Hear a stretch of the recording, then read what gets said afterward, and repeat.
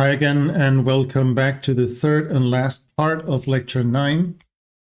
This one, which is rather brief compared to the other two, we will revisit scaling relations in the context of early type galaxies. Just like spiral galaxies, empirical scaling relations do exist for early type galaxies as well.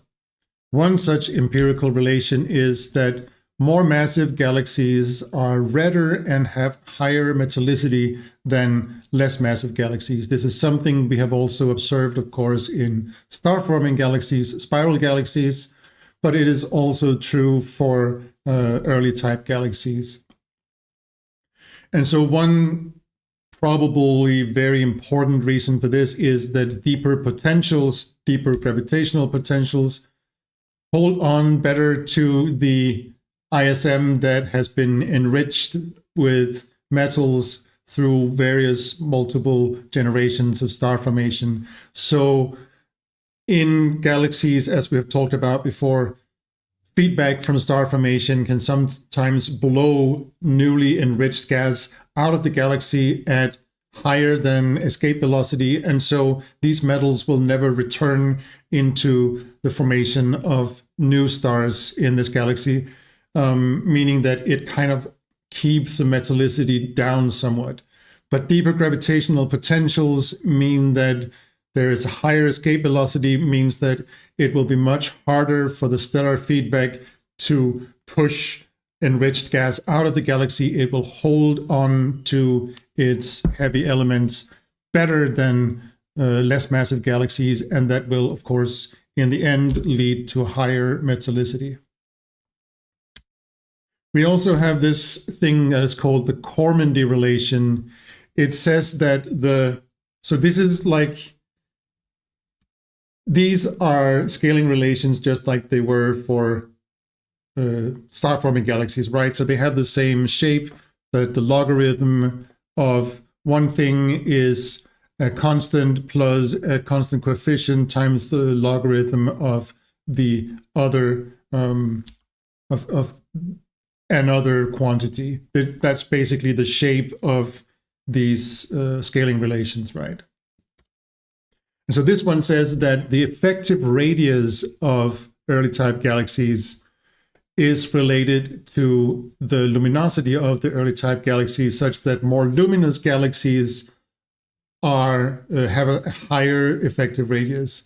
Basically, that means that they have a fainter intensity at the center of the galaxies, like they are fainter at the very core, which means that you need to move out further before you reach the point at which you have half of the integrated light of the galaxy enclosed, right? Why is this? We know that it means basically that larger galaxies, as we look down here, larger galaxies are more fluffy. They have lower density, and in particular, they have lower density in the core and in the center compared to smaller galaxies. We're not exactly sure why this is. This could be because of galaxy collisions, for example, which could increase the internal motion and therefore lead to a puffing up of the galaxies, or it could reflect other conditions at the time of the galaxy formation. Finally, we also have what is called the Faber-Jackson relation, which states that more luminous galaxies have a larger velocity dispersion in them. So this is very much like a non-rotational version of the Tully-Fisher relation, right? That one said that more luminous galaxies have a higher rotational velocity. This one says that the more luminous galaxy have a higher velocity dispersion. These are both an expression of the fact that more luminous galaxies have a higher internal kinetic energy in the stars than less luminous galaxies. And this means, of course, again, that maybe we could use also early type galaxies as some kind of standard candle.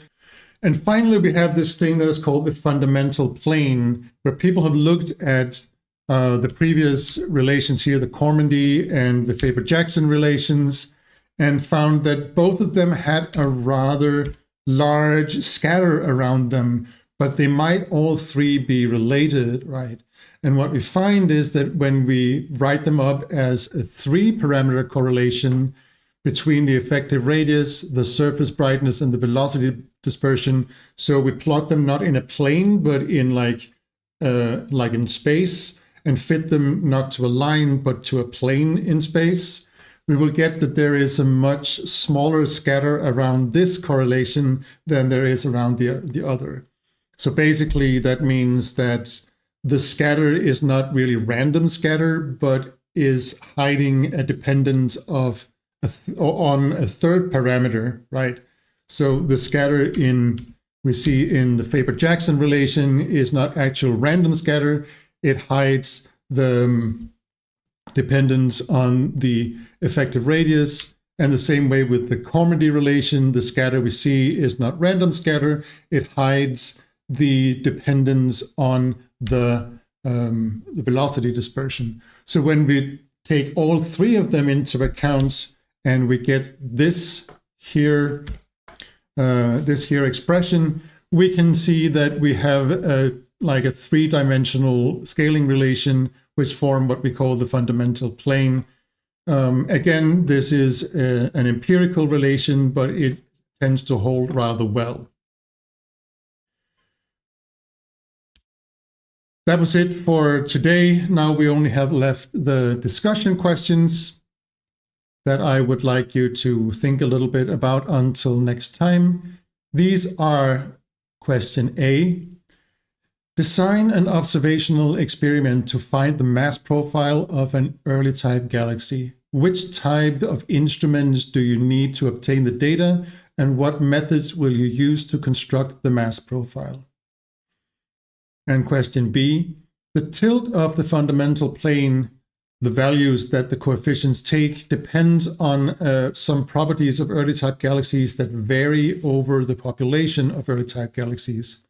Which are these properties, and why do you think the tilt changes at high redshift?